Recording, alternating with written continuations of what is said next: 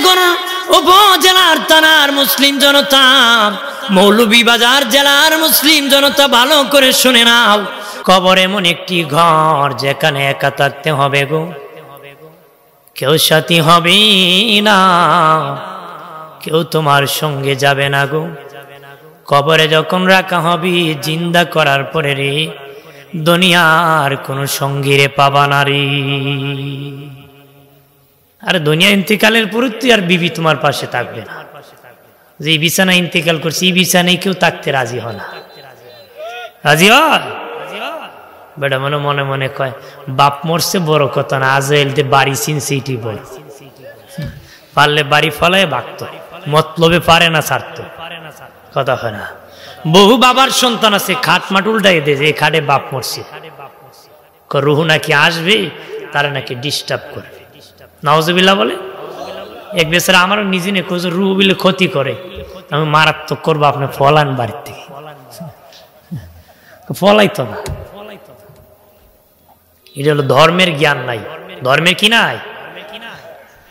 আমার বানের বাবা দিনারি খেয়াল করেন ভালো করিয়া, নবী বলেছেন উসমান ফিল জান্নাত, উসমান গনি জান্নাতি, উসমান গনি জিন্নুরাইন রাদিয়াল্লাহু তাআলা আনহু কবরের পাশে গেলে কানতে কানতে খেজুর গাছের রসের মতন টপ টপ করে দাড়ি মোবারক ভিজে যেত। সাহাবীরা বলতো উসমান গনি ভাই, নবী জাহান্নামের বয়ান করলে এমন কান্না করেন নাই, কবরের পাশে কেন এত কান্না করেন? উসমান গনি বলে শোনো, কবর হলো প্রথম স্টেশন, কবরে যারা ধরা পড়ে যাবে সব জায়গায় ধরা পড়ে যাবে, কবরে যারা নাজাত পাবে সব জায়গায় নাজাত পাবে। আমি উসমান গনির ভয় হয় কবরে নিয়ে ধরা পড়ে যাই। আল্লাহু আকবার বলে না, জান্নাতের টিকিট পেয়েও ভয় করে, কবর দেখি কান্না করে। আমার কবর পাশে এখন জুয়া মারে, কথা হয় না, কবরের পাশে বসে জুয়া মারে, কবরের জায়গা দখল করে বাবাজি। যদি তার জমি কবরের জায়গার পাশে থাকে কাটতে কাটতে ঢুকে যায়, আমি বলি তুমি তো কবরে এই জায়গা দখল করতেছো রে, দুনিয়ার জায়গা বাড়াইছো, নিজের কবরের জায়গা কমায় দিছো, তোমার কবর সংকীর্ণ হয়ে যাবে রে, অন্যের জমি দখল করাতে লেগে গেছো। সাবধান মুমিন, এই কবর হলো পবিত্র জায়গা। অনেকে গরু বাঁধে, গোবর ফেলে দেয় কবরস্থানে, বাবা নারী হেঁটে যায়, এরকম ভাবে রক্ষা করে না, কবরস্থানকে ইজ্জত করে না রে। মানুষের কবর দেওয়া হয় সম্মানার্থে, কারণ গরু মরলে মানুষ ফেলে দেয়, ছাগল মরলে ফেলে দেয়, যে কোনো জায়গায় রেখে। বাড়ির গোয়াল ঘরের সামনে গরু দাফন, গরুকে গর্তে রাখে, পায়ে মানুষ হাঁটি। কিন্তু বাবাজি অদুস্থ বুজুর্গরা, কবর দেওয়া হয় সম্মানার্থী, মানুষের ইজ্জত আছে, সম্মান আছে, এই জন্য তাকে কবর দেওয়া হয়, কবর দেওয়া হয়। বাবাজি একজন হিন্দু মহিলা মুসলমানের কবর দেখে কালেমা পড়ে মুসলিম হয়ে গেছে, মুসলমানের কবর দেখে মুসলমান হয়ে গেছে। সুবহানাল্লাহ বলি না? ওই মহিলা বলে আমার বাবা মরে গিয়েছে, আগুন জ্বালিয়ে দিয়েছি, বাবা উলঙ্গ হয়ে গেছে, আমার বাবা উলঙ্গ হয়ে গেছে, আমার মা মরে গেছে, আগুন লাগাই দিছে, মা উলঙ্গ হয়ে গেছে, মানুষ আমার মারে দেখছে। কিন্তু মুসলমান মরে গেলে কত ইজ্জত, আর মা যখন মরেছে আগুন দিয়েছি, উলঙ্গ হয়েছে, জাতা দিয়া ধরছে। আর মুসলমান মারা গেলে কত সম্মান, কত ইজ্জতের সাথে গোসল করায় রে, কাফন পরায়া কাটিয়া উঠায়া কত সুন্দর করে কবর খনন করে রাখি। এটা মুসলমানের ইজ্জত, কবরটা সম্মানার্থে দেওয়া হয়, কারণ কবর দিলেই জান্নাতি হবে, না দিলে জাহান্নামী হবে। বিষয় নেক আমলের সাথে কবরটা দেওয়া হয় মানুষের সম্মান, কবরটা দেওয়া হয় কি? আমার বানের বাবা জিরানি, কবরে যখন রাখা হবে রে, জিন্দা করা হবে রুহু, কবরে ঢুকিয়া রুকে যাবে বাবা, তখন মানুষটাকে জিন্দা করবি। দুজন ফেরেশতা আসিয়া বাবাজি 3টা প্রশ্ন করবে, যারা উত্তর দিতে পারবে বাবা তার কবরে আল্লাহ বলবেন জান্নাতি বিছানা বিছায়া দাও, জান্নাতের পোশাক পরায়া দাও, জান্নাতের সাথে যোগাযোগ লাগায়া দাও। দুলামিয়া যেমন বাসর ঘরে ঘুমায়া যায় তেমনি তুমি ঘুমায়া যাও। কতদিন ঘুমাইবা? ইয়াউমাল কিয়ামা, কিয়ামত পর্যন্ত তুমি ঘুমাইতে থাকো। মানুষের জীবনের সবচেয়ে গুরুত্বপূর্ণ রাত হলো বাসর রাত বাবাজি। বাসর রাত মানুষের বড় গুরুত্বপূর্ণ রাত্রি। রাত 2টা যদি তার বাসর ঘরে 12টার পরে ঢুকে যায়, 2টায় কেউ ডাক দিলে বাবা মেজাজ সে খুব গরম করবে, কারণ রাত তার কেমনে পোহাবে টের পাবে না, ফজর হয়ে যাবে। খুব আনন্দের রাত্রি বাবা, টের পাবে না, টাস করে রাত পোহায় যাবে। ঠিক জান্নাতি যারা কবরের মধ্যে হবে তার কবরে ঘুমায় যাবে, কেমনে কাটবে সে টের পাবে না। ইসরাফিল বাঁশি যেদিন বাজাবে মেজাজ গরম করে দাঁড়াবে, বলবে একটু আগেই ঘুমাইলাম এখনই বুঝি বাঁশি বাজায় দিছে। আস্তে খুন সুবহানাল্লাহ। ঠিক আছে বাঙালি, জোরে খুলে আস্তে আস্তে খুলে কি যদি খুলে উত্তর দিকে যায় না, যাইতাম দেখতাম কথা হয় না। আগে বাচ্চারা যদি কইছে ভূত আইছে, ভূত ভয় পাইছে, খুব ভূত আইছে। আর এখন কয়েন ভূত আইছে বাবা, বাবা ভূতটা কি আমার দেখাও, ভূতটা কি? কারণ মানুষ বড় ভূত হয়ে গেছে। মানুষ কি এ মাঝে মাঝে কই গুনাহগার হইলো কপাল বালা, আমরা চোর হইলো মানুষ বালা। চোর হইলো কি মানুষ বালা, সিস্টেম কি চুরি। কেউ গরু চোর, কেউ অভাব চোর, কেউ স্বভাব চোর, কথা হয় না। খালি গরু চোর চোর না, তো যে ফাইলটাকে ঘুষ খায় হে আর বড় চোর, ঠিক না? গরু চোর অভাবে চুরি করে, আর ও রাষ্ট্রের পক্ষ থেকে বেতন পায়, টাকা পায়, ফাইলটাকে ঘুষ খায়, স্বভাবে খায়, অভাবে না, এর বড় চোর। আমার বানের বাবা দিনারে, আর যদি কবরে উত্তর দিতে পারে না রে বাবাজি, জাহান্নামের পোশাক পরানো হবে, জাহান্নামের সাথে যোগাযোগ লাগানো হবে। একজন অন্ধ ফেরেশতা কবরে আসবে, মোটা একটা বেন্দা গদা নিয়ে কবরে আসবে রে। একটা বাড়ি মারবে, 70,000 গজ নিচে দাবায় দিবে, আবার টান দিয়া উঠাবে, আবার বাড়ি দিবে, 70,000 গজ নিচে দাবে যাবে। নবী বলেন সে চিৎকার করবে, যারে বাড়ি দিবি ওই কবরের জাহান্নামে চিৎকার করবে। দুনিয়ার মানুষ যদি তার চিৎকারের আওয়াজ শুনতো, মানুষ সব পাগল হয়ে যেত রে। মায়ার নবী বলেন কবর চাপা দিবি, বেঈমানকেও চাপা দিবি, মুমিনকেও দিবি। ওলি আল্লাহ কবরে গেলে কবর চাপা মারবে, বেঈমানকে চাপ দিবে কিভাবে? ডান দিকের হাড় বাম দিকে যাবে, বাম দিকের হাড় ডান দিকে যাবে। গুনাহগারকে কবর চাপা দিবি, কি পরিমাণ দিবি? যেই পরিমাণ চাপ দিলে জীবনের গুনাহ ক্ষমা হয়ে যাবে, ওই পরিমাণ চাপ মারবে। আল্লাহর ওলিকে কবর চাপ দিবে। মা যখন সন্তানকে দুধ পান করায় বাবা, হাত দিয়া চাপ দিয়া ধরে নেয়। বন্ধু বন্ধুর সাথে দেখা হলে সিনার সাথে সিনা লাগায়া জড়ায়া ধরি, মোহাব্বত করে ধরে। আল্লাহর ওলি কবরে যাইতে দেরি, দুপাশের মাটি ভালোবেসে চাপ দিয়া ধরতে দেরি করবে না রে। জোরে বলি, কোন নবীর উম্মতের ব্যাপারে আসে নাই জাহান্নামী হয়ে কবরে ঢুকবি, হাসরের দিন জান্নাতি হয়ে উঠবি। উম্মতে মুহাম্মাদের ব্যাপারে আসছে অনেকে জাহান্নামী হয়ে ঢুকবে, হাসরের দিন জান্নাতি হয়ে উঠবে। তারা কারা? ওই পরিমাণ কবর চাপা মারবে যে চাপ দিলে গুনাহ মাফ হয়ে যাবে। তারা আরো কারা জানেননি? যারা নেক আওলাদ রেখে গিয়েছে, আওলাদ বাবার জন্য দোয়া করেছে, সদকা করেছে, সদকায়ে জারিয়া কায়েম করেছে, মাদ্রাসা বানাইছে, বাবার নামে দান করেছে। কবরে সাপ পুষতে পুষতে যেদিন কিয়ামত হবে সেদিন দেখবে তার নেকি বেশি হয়ে গেছে, গুনাহ কমে গেছে, সে হাসরের মাঠে জান্নাতি হয়ে দাঁড়ায় যাবে। জোরে বলি,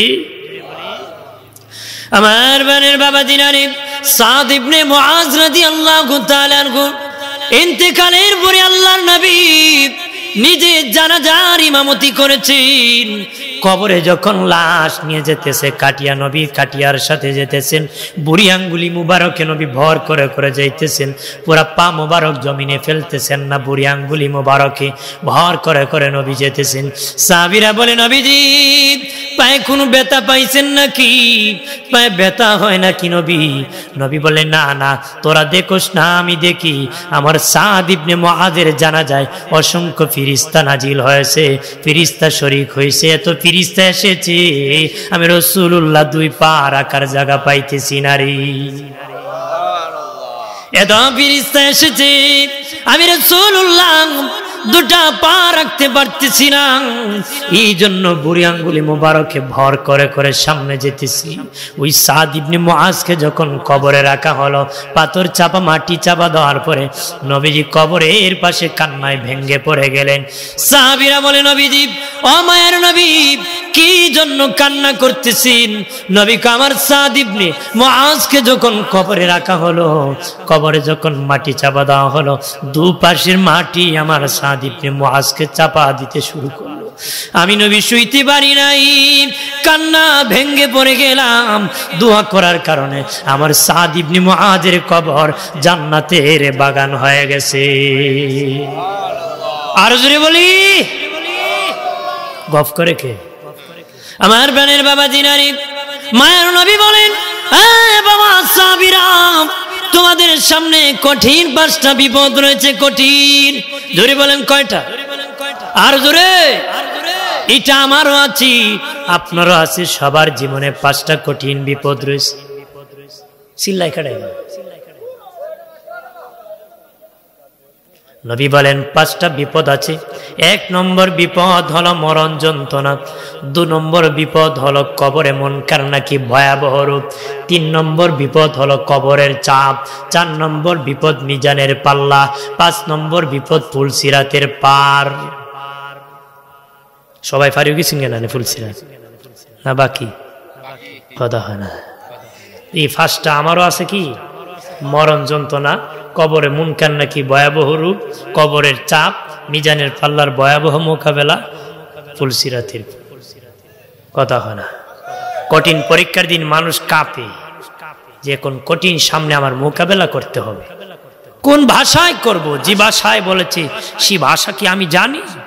প্র্যাকটিস করে বসে বসে আপনারা বলেন, তাহলে এই কঠিন বিপদ আমাদের সামনে আছে না? নবীজি বলেন, বাবা সাহাবীরা, এই কঠিন বিপদ রয়েছে। সাহাবীরা বলে, নবী ওই 5টা বিপদ থেকে কেমনে আমরা বাঁচবো গো নবীজি? আমি কেমনে বাঁচবো, আপনি কেমনে বাঁচবেন? সাহাবীরা বলে, নবীজি আমরা কিভাবে এই কঠিন বিপদ থেকে বাঁচবো? নবী বলেন, 5টা কাজ করলে রে তোমরা 5টা বিপদ থেকে বাঁচবে।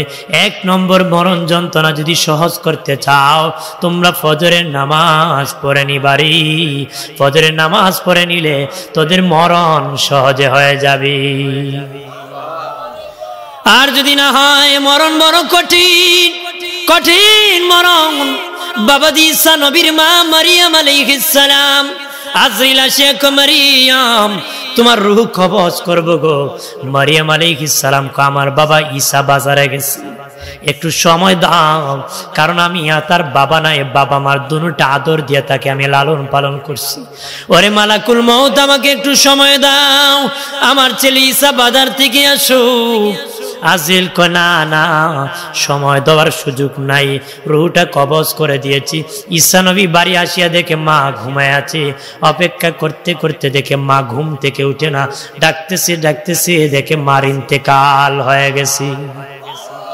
আল্লাহকে বলে, মালিক ও মালিক, আমার মাকে কিভাবে আজরাইল রূহ কবজ করলো আমি জানতে চাইবো।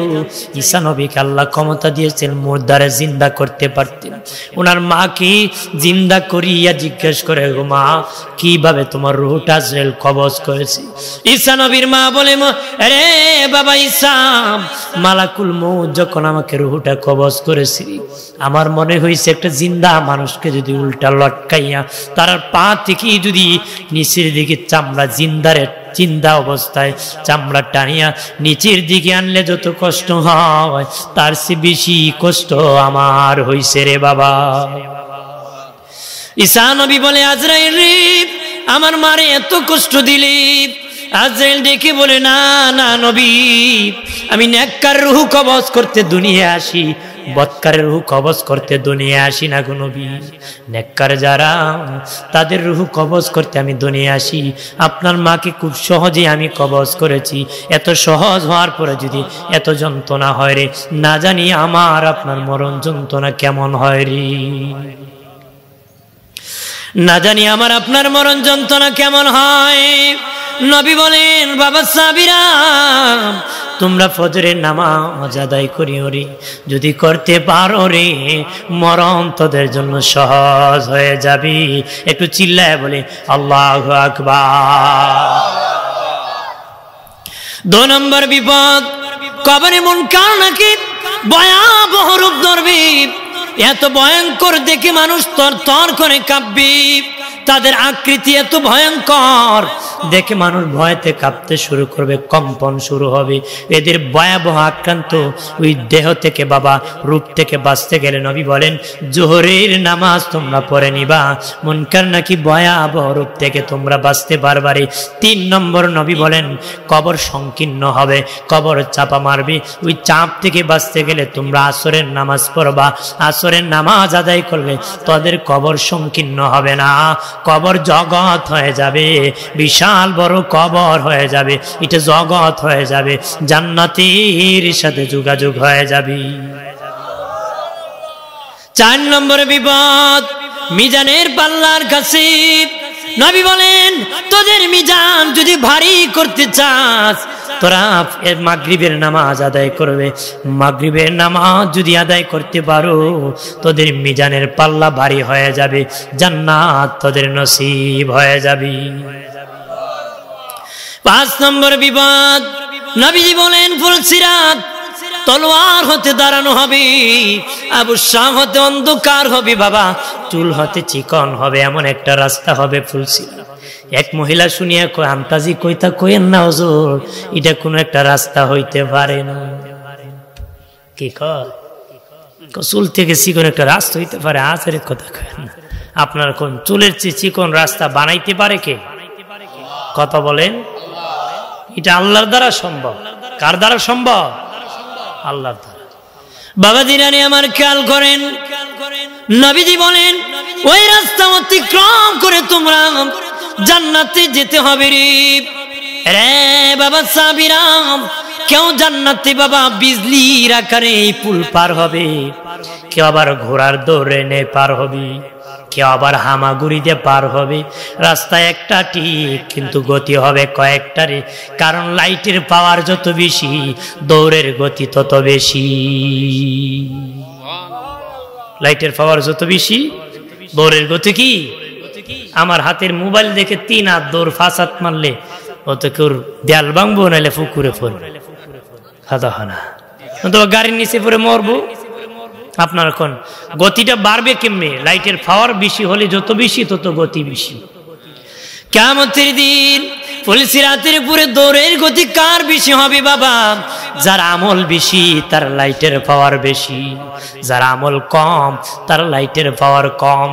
আমলে ফার্স্ট ক্লাস যারা, তারা বিজলির আকারে জান্নাতে চলে যাবে। আসমানে বিজলি দে বাবা, দেখা যায় ওই দেখা যায় না, টাচ করে তারা সেই বীজ পার হয়ে জান্নাতে যাবে।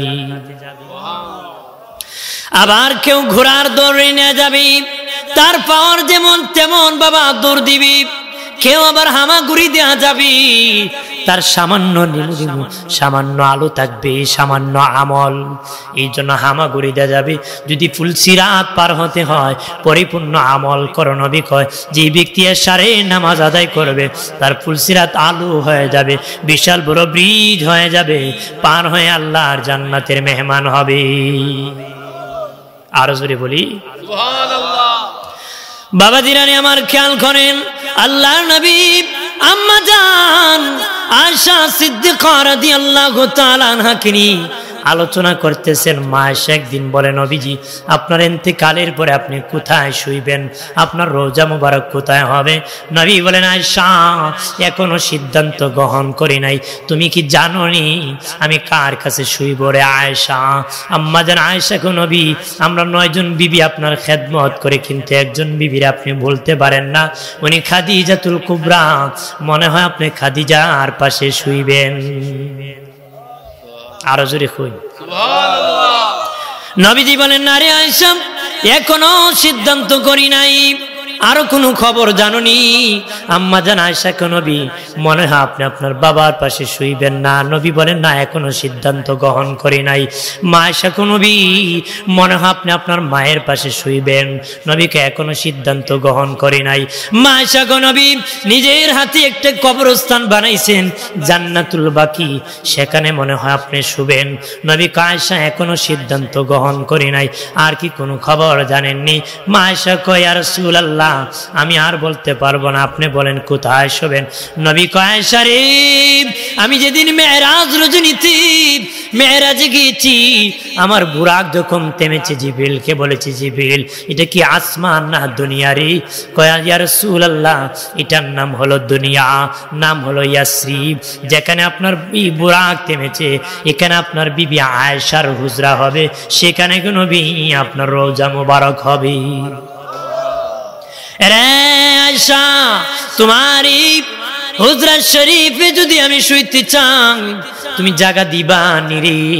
আম্মা জান আয়েশা কো নবী আমার সে ভাগ্যবান আর কে হতে পারে? আল্লাহর নবী আমার রওজা আমার হুজরা শরীফে শুইবে। দুনিয়ায় যে হুজরায় নবী শুইছে, আখিরাতে কবরও নবী সেই হুজরায় শুইবে। আম্মা জান আয়েশা বলেন, মায়ার নবী ও মায়ার নবী আপনার পাশে কার রওজা মুবারক হবে? নবীজি বললেন, আয়েশা রে তোমার বাবা আবু বকর সিদ্দিকের রওজা শরীফ হবে। মা আয়েশা কো নবীজি আমার বাবার পাশে কার রওজা হবে?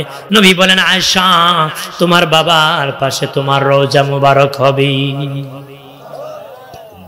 নবী বললেন, আমার পাশে আবু বকর, তোমার বাবা আবু বকরের পাশে তোমার রওজা হবে। মারহাবা বলি। আল্লাহর নবী ইন্তেকালের পরে বাবাজি 3 দিন পরে রওজা শরীফে রাখা হয়েছে।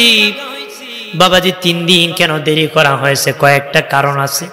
এর মধ্যে একটা কারণ হলো বাবা হুজরা শরীফ ছিল ছোট্ট, সাহাবীরা দলে দলে নবীর জিয়ারত করেছে। এরকম জিয়ারত করতে করতে 3 দিন সময় লেগেছে সকলে নবীর সাক্ষাৎ পেতে, জিয়ারত করতে। 3 দিন পরে যখন রওজা শরীফে রাখা হবে, নবীর একজন গোলাম যায়া একটা চাদর মোবারক রওজায় বিছায়া দিছে। আরো জোরে বলি, নবীর একটা গোলাম একটা চাদর মোবারক বাবাজি কবরে রওজায় রাখার আগে বিছায়া দিয়েছি। সাহাবীরা বলে, এটা কি বিছাইছ? এটা নবীর নূরের বদন মোবারক লাগছে।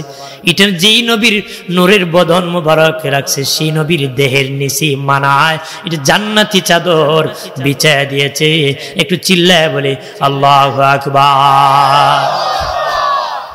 নবীর বিদায়ের পরে খলিফা আবু বকর সিদ্দিক রাদিয়াল্লাহু তাআলা আনহু উনি যখন অসুস্থ হয়ে পড়লেন, হযরত আলী রাদিয়াল্লাহু তাআলা আনহু দেখতে গেলেন। তখন বললেন, আলী রে আমার ইন্তিকালের পরে তুমি গোসল করায় রে, কাফন পরে জানাজা পরে কবর কিন্তু রাসূলের রওজার পাশে আমার খনন করবা না রে। যাই আমি হতভাগা আবু বকরের সালাম কানে নবীকে দিবা, আবার অনুমতি নিবা, নবীর পাশে কি আমারে শোয়াইতে অনুমতি দিবেনি? হযরত আলী বলেন, ওগো আবু বকর ভাই, নবী তো অনুমতি দিয়েছে আপনাকে রাখার জন্য, আবার কেন অনুমতি নিতে হবে? সিদ্দিক আকবর বলে, আলী রে আমি নবীর বিদায়ের পরে দেশ চালাইতে অনেক ভুল ত্রুটি হতে পারে, হয়তো আল্লাহর নবী রওজায় গিয়ে আমার প্রতি বেজার হয়ে যেতে পারে, হয়তো নবী নাও চাইতে পারে আবু বকর আমার পাশে না সুখ, নবী নাও চাইতে পারে রে, দয়া করে আমাকে ইন্তেকালের পরে জানাজা পরে অনুমতি নিয়ে কবরে দাফন করিও। আর জোরসে বলি ঠিকই।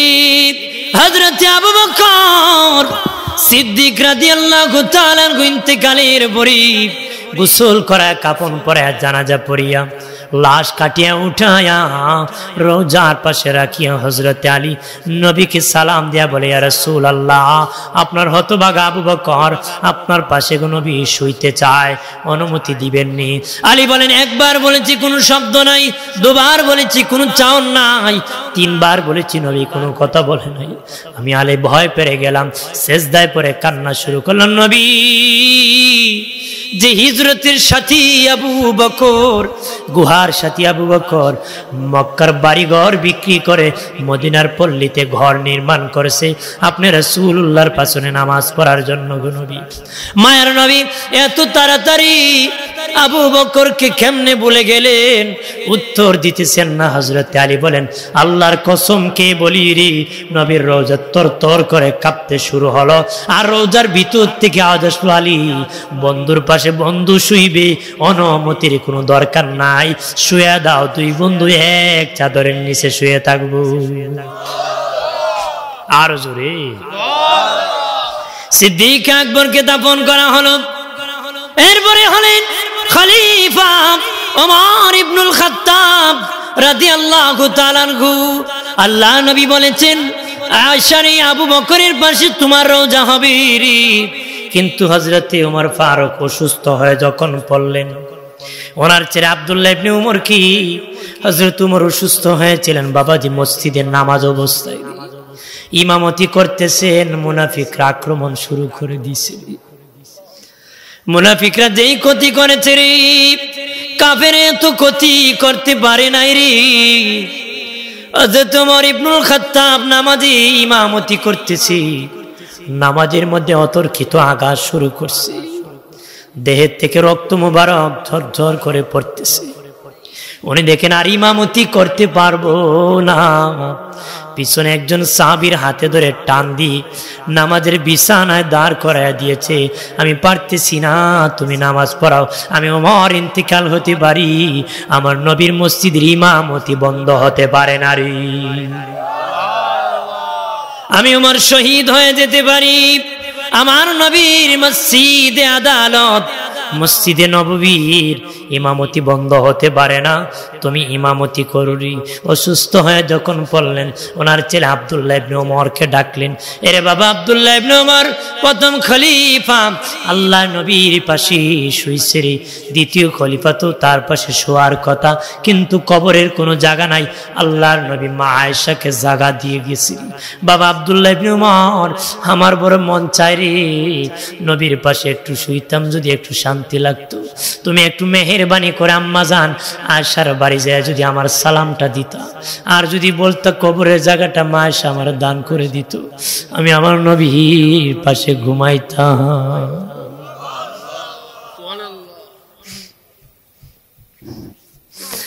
যারে বাবা আব্দুল্লাহ ইবনে ওমর, যা, যদি মা আয়েশাকে বলতে তাহলে আমি ঘুমাইতাম। আম্মা জান আয়েশার কাছে আব্দুল্লাহ ইবনে ওমর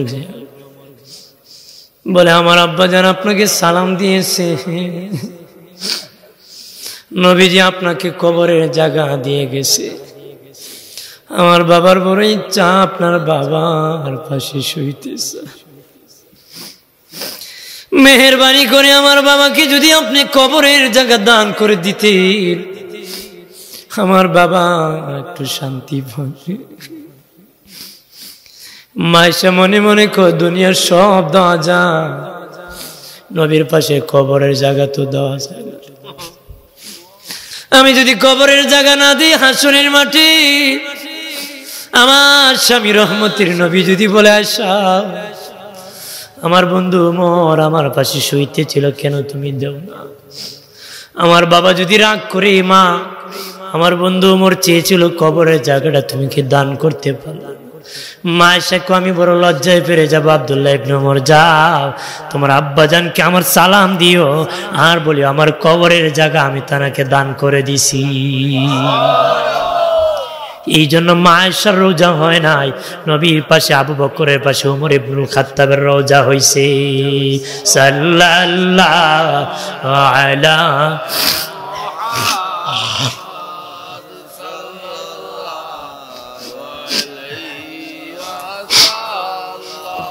সাল্লাল্লাহু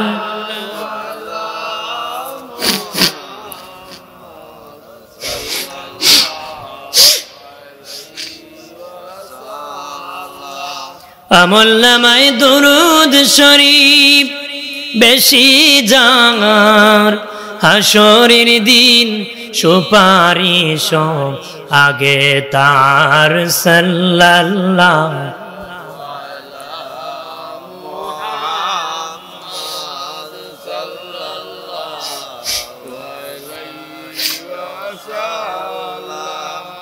সাল্লাল্লাহু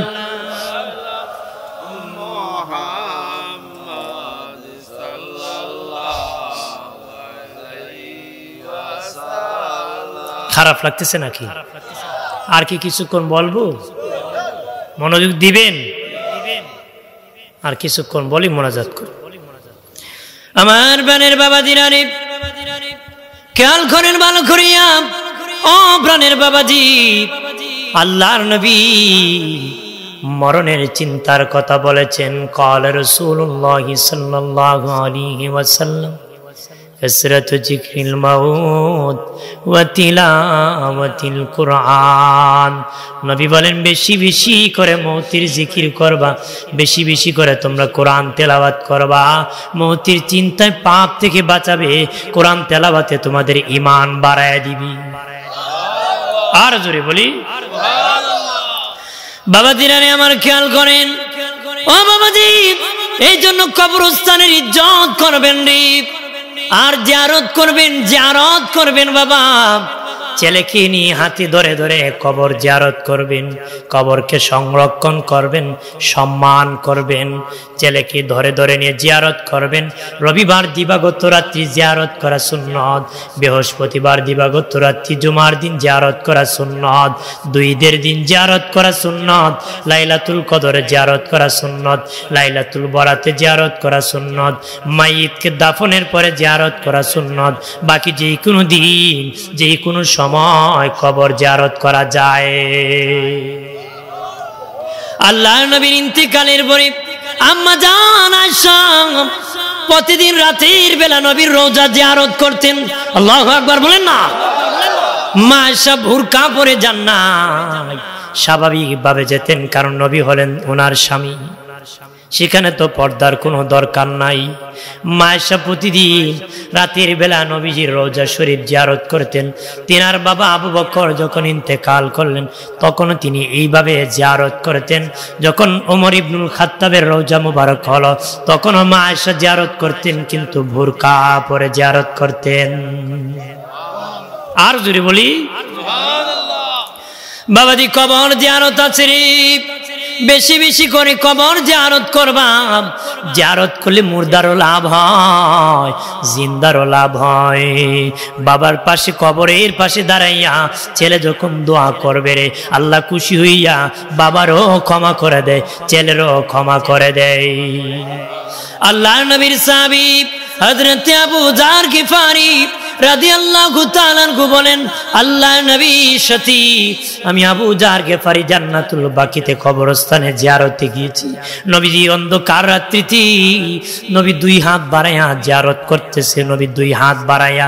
নবীজি মা হযরত আবু যার গিফারি বলেন, আবু যার গিফারি এমন একজন সাহাবী যিনি নবীর ভালোবাসার কারণে বাবা সময় পায় নাই, নিজের একটা ঘর বানায় থাকবে দেই সময় পায় নাই, নিজে বাসস্থানের জন্য থাকার জন্য একটা ঘর বানাইবার সময় পায় নাই।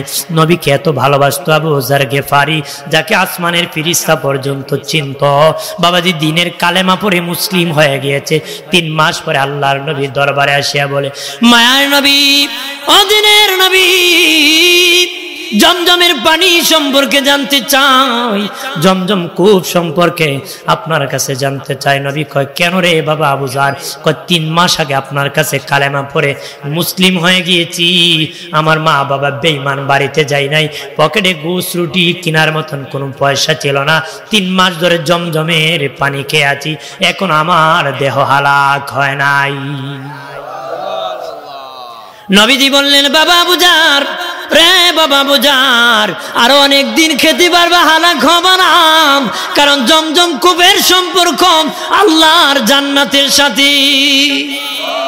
আর যদি বলি আবু যার গেফারি বলেন জান্নাতুল বাকিতে আল্লাহর নবী দুই হাত বাড়াইয়া দোয়া করতে করতে এমন উপরে হাত নবী উঠাইছে, আজকে আল্লাহর কাছে হাত উঠাইতে লজ্জা বোধ করে মসজিদে ইমাম দোয়া করলে এইভাবে হাত ঘষা মারে। কথা কোন ঠিক কিনা? এইভাবে চুলকানি করে রে বেয়াদবের গোষ্ঠী। দুনিয়ার মানুষের কাছে হাত পাতে, আল্লাহর কাছে পাততে নাকি তার লজ্জা করে। তোর মতন বেহায়া বেলাজা আর কেউ হতে পারে না রে।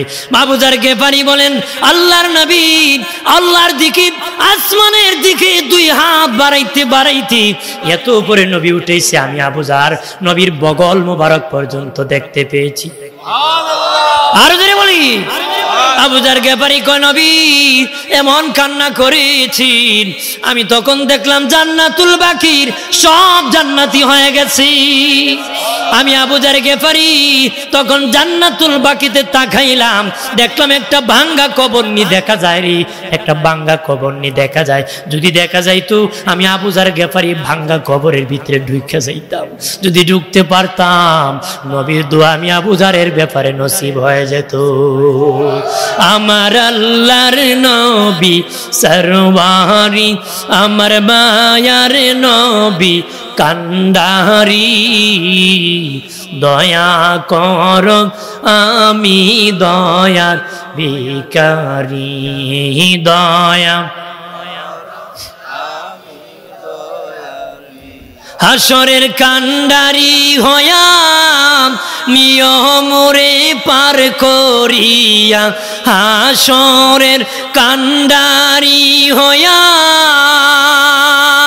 নিয়মরে পার করিয়া, আমি কাতরে বিনয় করি, আমি কাতরে বিনয় করি, দয়া কর আমি দয়ার ভিখারি, দয়া আমার আল্লাহর নবী সরওয়ারি, আমার মায়ার নবী কান্ডারি,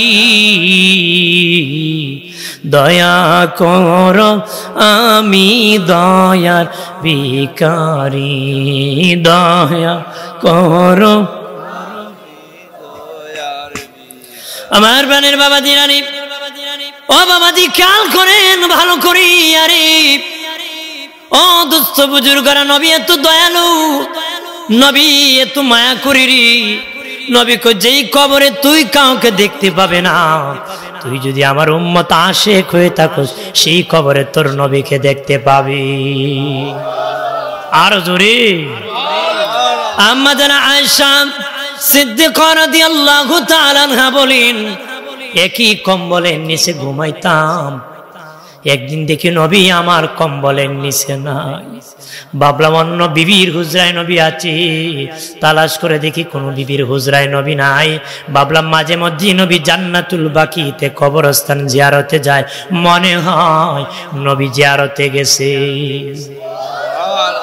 আমাদের আয়েশা বলেন অন্ধকার রাত্রি আমি জান্নাতুল বাকির দিকে গেলাম, যে দেখি নবীজি জান্নাতুল বাকির দুই হাত বাড়ায় দোয়া করতেছে আর কান্না করতেছে, আল্লাহ আমার না জিজ্ঞাসা করে আমার একটা উম্মতকে তুমি জাহান্নামে দিও না। ওগো আল্লাহ ও মালিক, আমার না জিজ্ঞাসা করে একটা উম্মতকে জাহান্নামে দিও না। এইভাবে নবী কান্না করতেছেন, চোখের পানি ছাড়তেছেন।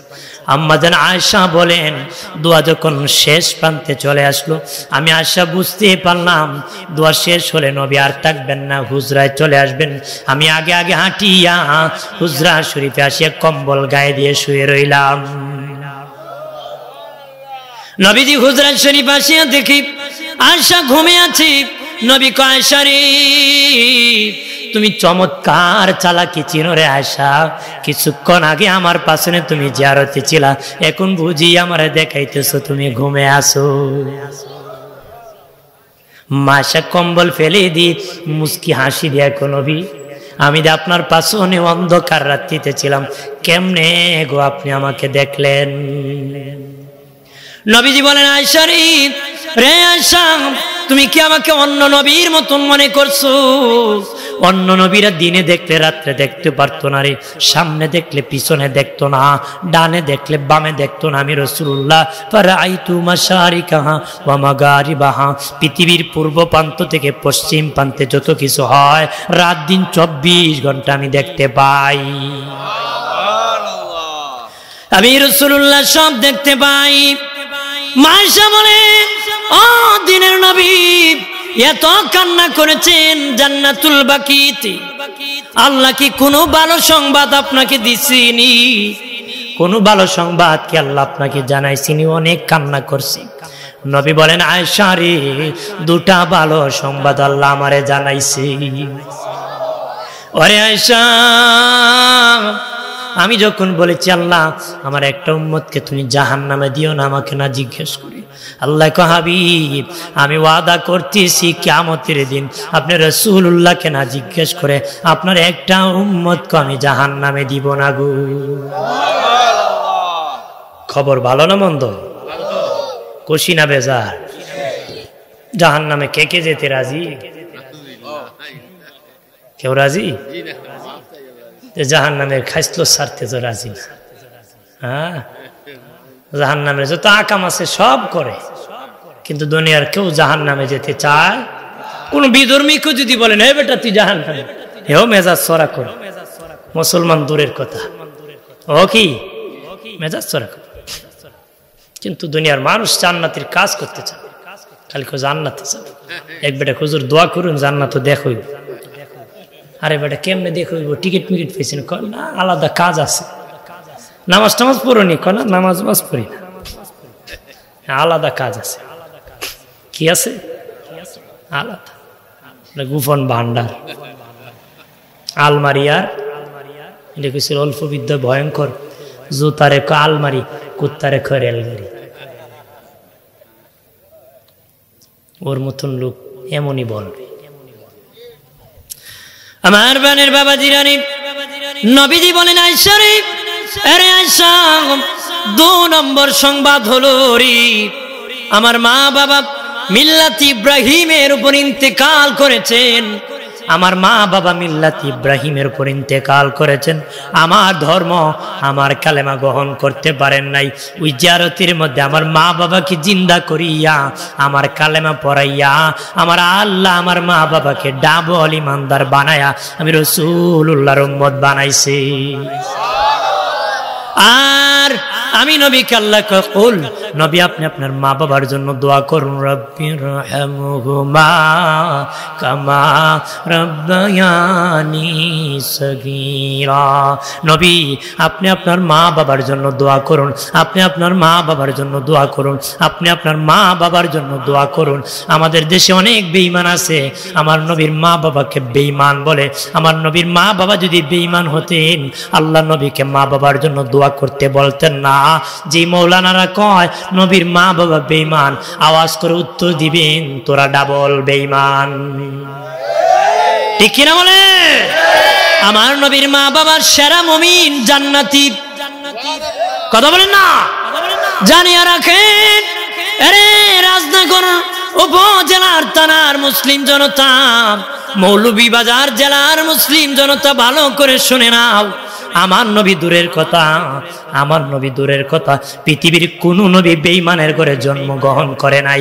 আমার নবী দূরের কথা, পৃথিবীর কোন নবী বেঈমানের ঘরে জন্মগ্রহণ করে নাই।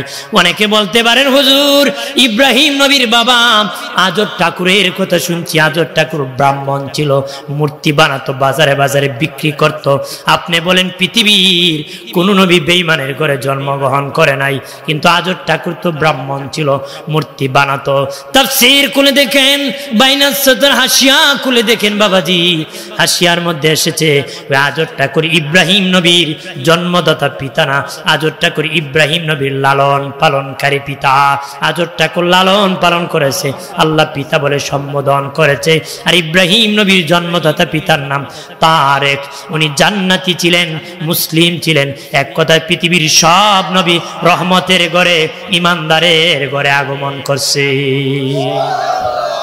তাহলে আমার নবীর মা বাবা সেরা মুমিন জান্নাতি, নবীও জান্নাতীদের ঘরে আগমন করছে। জোরে বলি বাবা জিরানি আমার। তাহলে নবী কবর জিয়ারত করছেন, আমরাও করব নাকি বলেন? জিয়ারত করবেন। কেউ বলে বেদাত, বাবাজি বেদাত বেদাত বলে আবার কয় যাওয়া যাবে, বেশি যাওয়া যাবে না। কথা কোন ঠিক কিনা? আবার কিছু আছে কয় যাওয়া যাবে, তবে পরে হাদিয়া নেওয়া যাবে না, আগে দাও। আমি এক জায়গায় দাওয়াত খেতে গিয়েছি, হুজুর আমাদের ইমাম সাহেবরে হাদিয়া আগে দেওয়া লাগে কবর জিয়ারতের। উনি বলেন পরে নাকি জায়েজ হবে না রে। সুরের দহল যেই ফতুয়ায় না যায়, যেটা তো আগেও না যায় পরেও না যায়, আগে বলে যাই যাব, পরে বলে না যায়। সুর টাকা দিলে সব যায় যে জায়গা, বেড়া কয় 1 আনা দিলে হবে না, 2 আনা দিলে লব না, 3 আনা দিলে মন্দ কি, 4 আনা দিলে ইয়ানবি।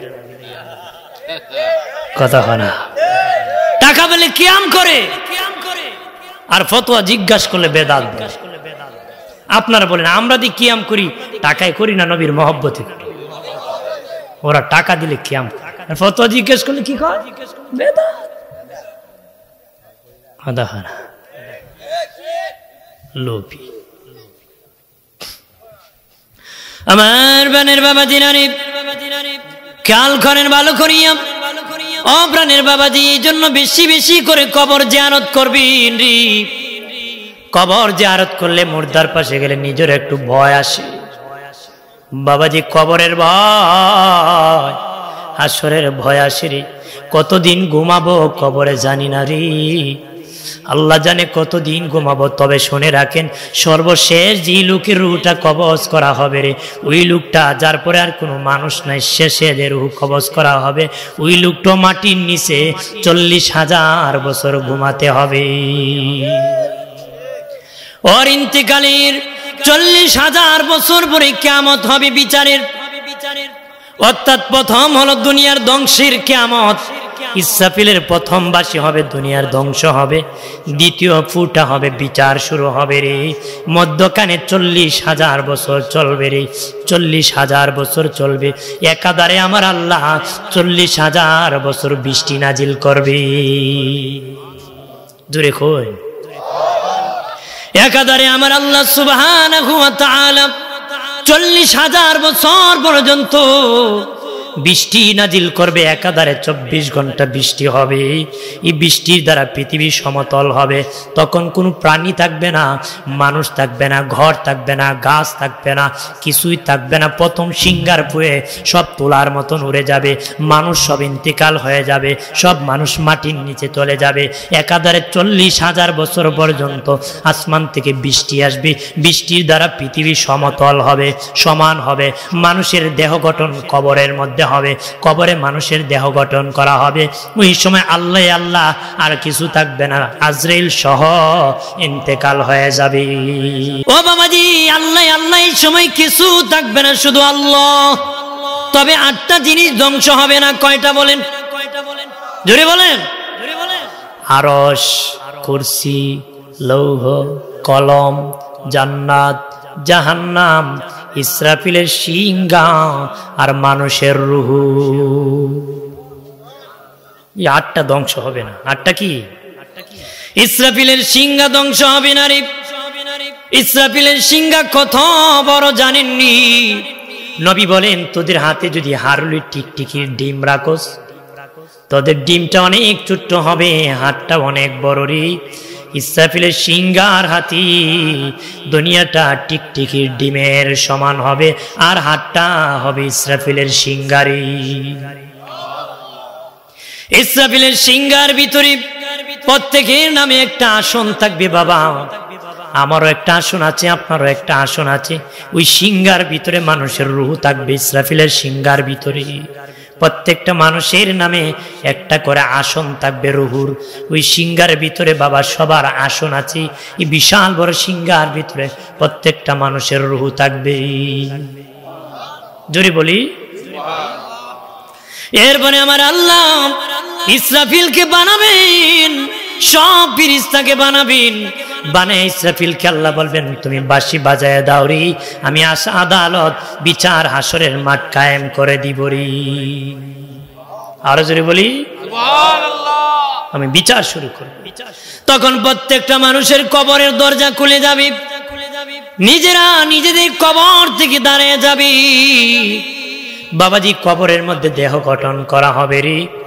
আমার অস্তিত্ব যেখানে ছিল না সেখানে অস্তিত্ব করেছে আল্লাহ, যেখানে এখন অস্তিত্ব আছে সেখান থেকে কি আল্লাহর জিন্দা করতে পারবেনি? পারবো নি?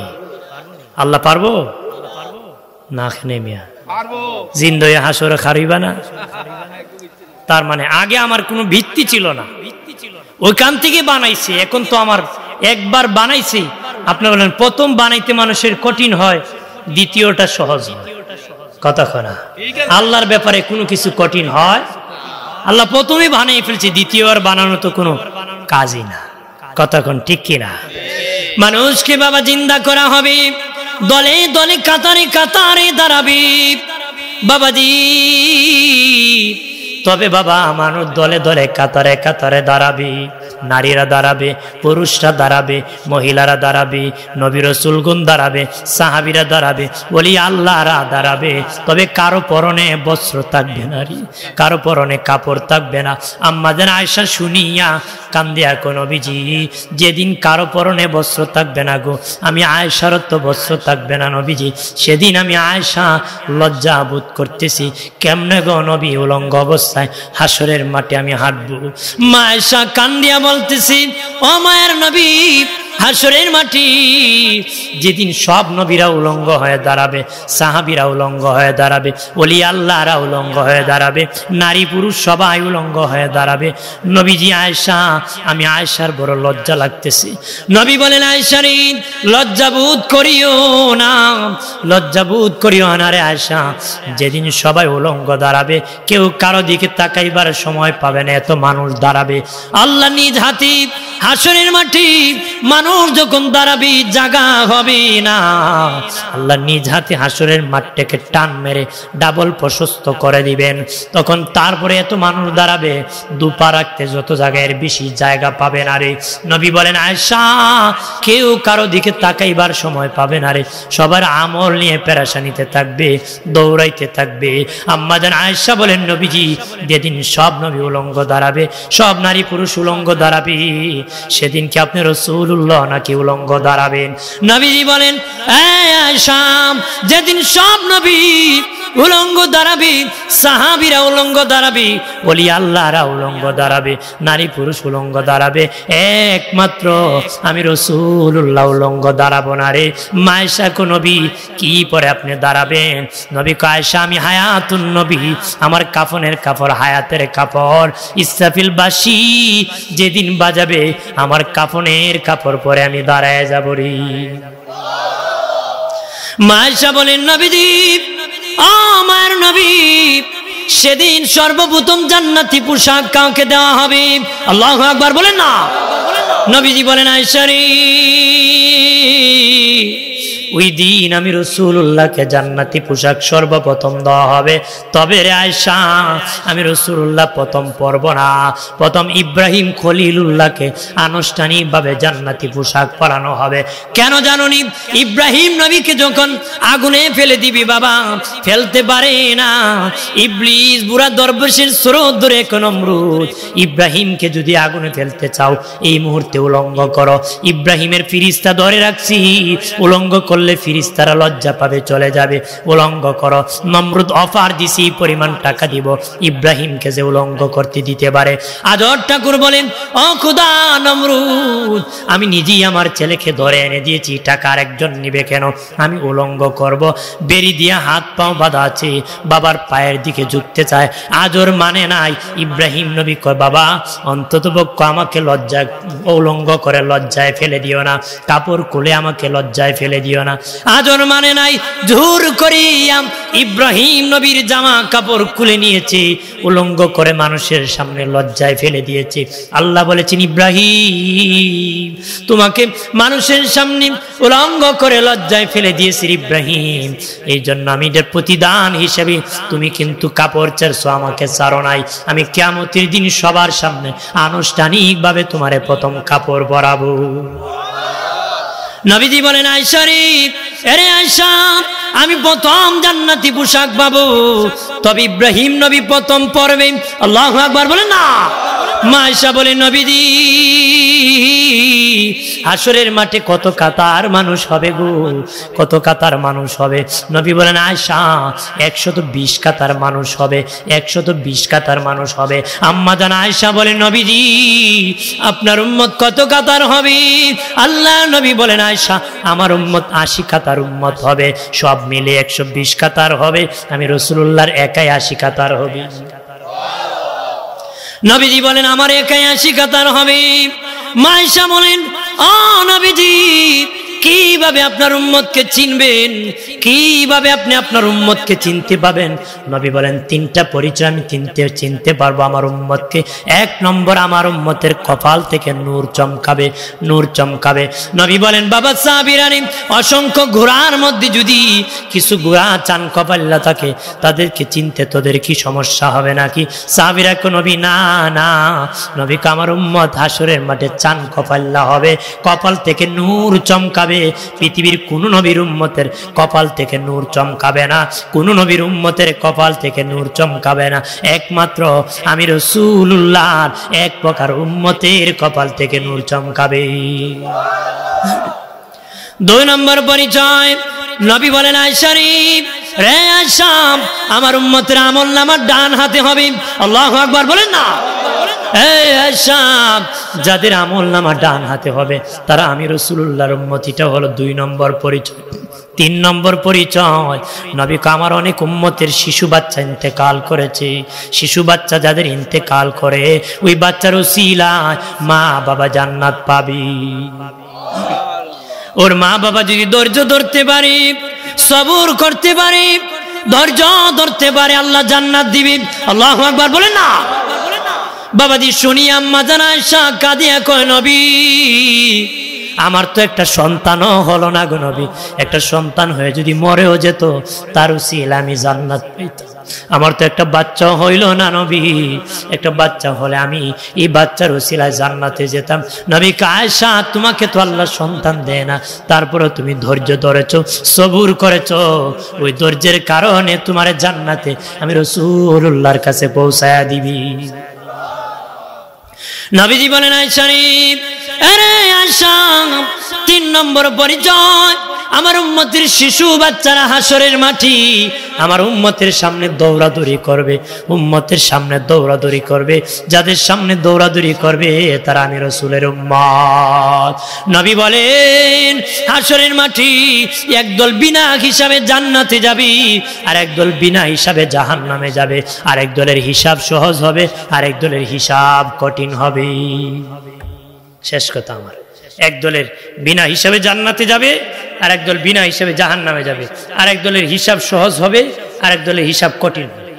বিনা হিসাবে জান্নাতে যাবে নবীগণ, সিদ্দিকগণ, শহীদগণ, সালেহগণ।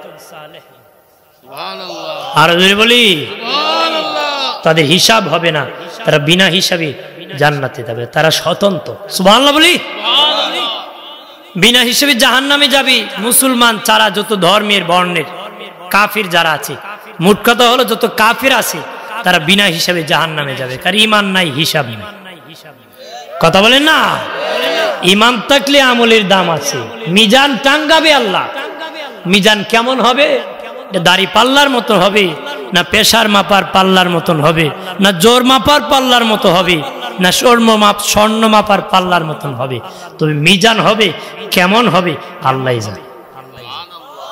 জোরে বলি, আল্লাহ আমল গণনা করবে না, ওজন দেওয়া হবে। আল্লাহ কি গণনা করবে না, ওজন দিবে। অথচ আমলটা গণনার বিষয়, ওজনের বিষয় না। 50 বছর আপনি হায়াত পেয়েছেন, কত ওয়াক্ত পড়েছেন, কত ওয়াক্ত পড়েছেন না হিসাব করবি, ওজন কেন করবে? রোজা এতটা ফরজ ছিল, এতটা রাখছি না, এই হিসাবের বিষয়। কিন্তু আল্লাহকে আমি হিসাব করব না, ওজন করব। কারণ হিসাব করলে যে লোক দেখানোর ইবাদত করছে ওরও জান্নাত দেওয়া লাগবে। কিন্তু ওজন যখন হবে, যে ব্যক্তি আল্লাহর সন্তুষ্টির জন্য ইবাদত করেছে তার আমল বাড়ি হয়ে যাবে। যে ব্যক্তি লোক দেখানোর ইবাদত করছে তার বস্তা চুচার বস্তা হয়ে যাবে, চিটার বস্তা। দানের চুচা কইনি, এরকম হালকা হয়ে যাবে। বস্তা ভরা নেকি, আপনার চুচা 2 বস্তা, দান 1 বস্তা, ওজন হইব কোনটা? যেন আমলের সার আল্লাহর সন্তুষ্টি। হাজরিন, এক দলের হিসাব সহজ হবে, আরেক দলের কঠিন হবে। সহজ কাদের হবে? যাদের নেকি বেশি গুনাহ কম। নেকি বেশি কি? গুনাহ কম। আল্লাহ বলবেন তোর নেকি বেশি গুনাহ কম, তোর গুনাহটাকে আমি সওয়াব বানাই দিলাম, তোদের গুনাহটাকে আমি নেকির মূল্যে হাসরে বিক্রি করে দিলাম। 1 মণ চিনি যদি 5 মণ পানিতে ডালা হয়, ছাকনি দিয়া ছাকা হয়, 100 গ্রাম আবর্জনা বের হবে না? হইব না? এই 100 গ্রাম আবর্জনা কে কিনে নিব? মাগনা দিলে কেউ নিব? কিন্তু এই আবর্জনা যতক্ষণ চিনির সাথে মিশ্রিত ছিল, বাজারে চিনির মূল্যে বিক্রি হয়েছে। বাজারে কি চিনির মূল্য? কেন? চিনি বেশি, ময়লা কম। যদি ময়লা বেশি হতো, চিনি কম হতো, কাজ হইতো না। ময়লা কম, চিনি বেশি, বাজারে এই ময়লাটাই চিনির সাথে চিনির মূল্যে বিক্রি হয়েছে। ঠিক আল্লাহ বলবেন নেকি বেশি গুনাহ কম, তোর গুনাহটাকে নেকি বেশি থাকার কারণে আমি তোর গুনাহটাকে নেকির মূল্যে বিক্রি করি। আরেক দলের হিসাব কঠিন হবে। তারা কারা? যাদের গুনাহ বেশি নেকি কম। রাসূল বলেছেন আল্লাহ জিজ্ঞেস করবেন কেন পাপ করছো, বল। আল্লাহ কি বলবেন? কেন পাপ করছো? আল্লাহ রাসূল বলেন আল্লাহ যদি জিজ্ঞাসা করে বাঁচার সুযোগ নাই। ও আল্লাহ জিজ্ঞানোর পরে কইব আল্লাহ আমি পাপ করছি না। আপনার কোন আল্লাহর সামনে যে মিছা কইব, আপনি আমার সামনে কি কইব?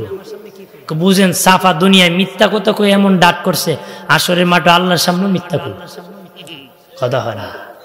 কারণ চামড়ার মুখ বেরিক নাই তো, বেরিক আছে, এটা হারাদিন ডুব ডুব যেখানে যায় এখানেই গায়, জাহান্নামে যেতে হবে। এই জন্য আমাদের কি করতে হবে? আমল বেশি করে গ্রহণ করতে হবে। আমল কি বেশি করে। আরেক দল স্বতন্ত্র হবে, ওরা জান্নাতেও তাদের নেকিবদি সমান হবে। নেকিবদি কি সমান হবে। তাদের নেকিবদি সমান হওয়ার পরে আল্লাহ জান্নাতও দিবে না, জাহান্নামও দিবে না। তাদেরকে জান্নাত আর জাহান্নামের মধ্যখানে একটা পাহাড় আছে, আরাব পাহাড়। কোরআন একটা সূরা আছে, সূরা আরাব। তাদেরকে আরাববাসী বলা হয়। ওদেরকে মধ্যখানে রেখে এক নজরে জান্নাত দেখাবে, আরেক নজরে জাহান্নাম দেখাবে। তারা দেখে অন্তরে কষ্ট পেয়ে আল্লাহ মাফ করে দিবে।